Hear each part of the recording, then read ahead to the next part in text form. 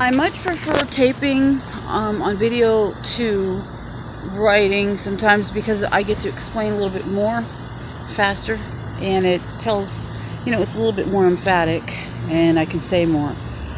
I just want to let everybody know that, I get a little bit frustrated with not having given birth yet, and so I don't mean to offend people if I'm a little demanding, but it's a little painful, 3 years pregnant with 5 babies. Okay, now number 2,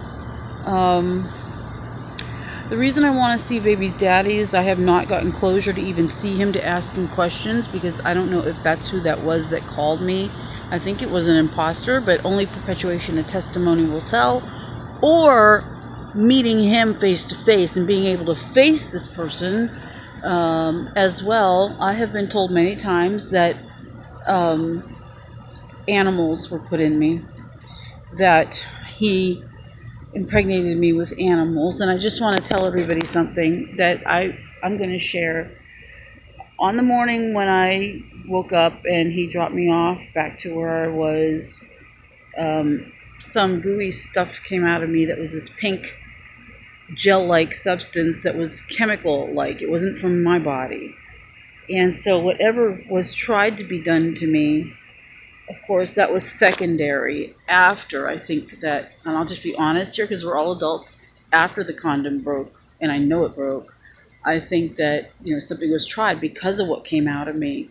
I tried hard to keep the clothing from that time period, but right before the kidnapping happened, interstate, I was running from sheriffs that were circling me. It was really bad. The attempts were terrible on me by medical people and by sheriffs and police. So I could not keep much straight. Everything had to be in storage. It was terrible. So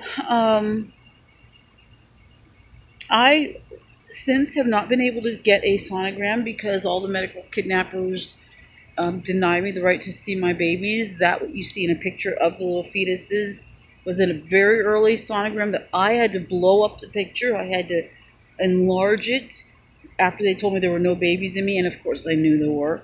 Hello, I'm a mom. I already gave birth. I know what being pregnant is like, and I was correct. Of course there were babies in me. We thought we had a miscarriage.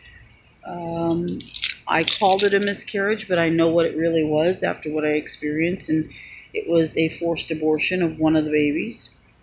It was lower on the bottom with a vaginal probe during a ultrasound, February 10th, 2016, that the baby expelled from me, where it was intentionally done. And I literally, at the time, reached to go grab the baby that just disintegrated. It was in a sack with yellow and red. And at the time, I was in shock, literally. And I told him that we had a miscarriage because I didn't know. I was in shock. I didn't know what else to call it. And that baby actually came out on the probe. It was so horrifying. But anyway, and that was one of the second places that falsified records. So before the kidnapping, interstate. It was the masterminding, the whole thing that went on. I have a lot to ask the baby's father in person. And I don't know if that man calling me who claims he's with my sister, there is speculation that that person may have been hired to try to make me go crazy, to try to get me to act out in a violent manner so that the kidnappers could snatch me and then try to substantiate all their falsified records during the kidnapping they made. But I have controlled myself. I have used my military bearing skills and prayed a lot and just keep pushing forward. It would help me if I could gain some kind of answers and closure from the baby's father, Adam M. Amendola of Fort Lauderdale. Okay, so that would help me a lot.